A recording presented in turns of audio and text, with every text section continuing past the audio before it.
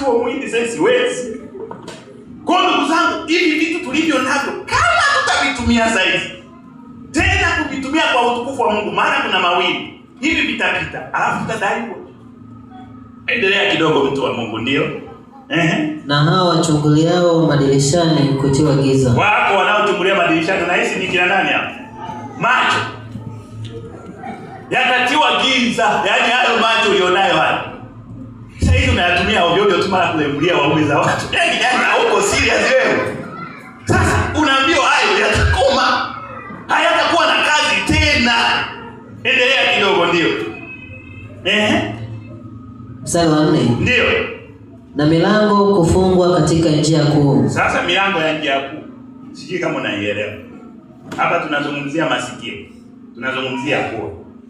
Cha kwanza, yaani zingine ambazo zinaweza kufungwa na bado kaendelea na maisha ni masikio.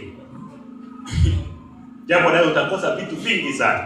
Mtu mmoja nikaona karibu jana anasema eti kiziwi hapokewi. Kwa hiyo kuna baadhi ya vitu wakiwa na kutukana unafurahi. Ujue hapo tayari mambo yashaanza kukoma. Njia kuu zimeanza kufungwa. Ila njia hii ya pua ikishafungwa basi. Endelea mtumishi wa Mungu, ndio. Sauti ya kinu itakapokuwa ni ndogo. Sauti ya kinu maana yake kutafuna kwake itakuwa ni changamoto.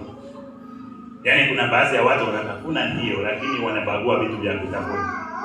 Kwa hiyo ni kitu cha kawaida. Kwa hiyo usipoangalia mabadiliko yaja. Yaani hata ndugu zangu watafutaji wafanya biashara, tunasema muda wetu hautoshi.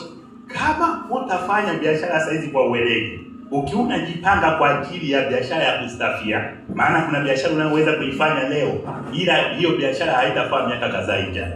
Kuna shughuli unayoifanya leo, hiyo shughuli haitafaa miaka kadhaa ijayo. Ninachosema kipo hakipo.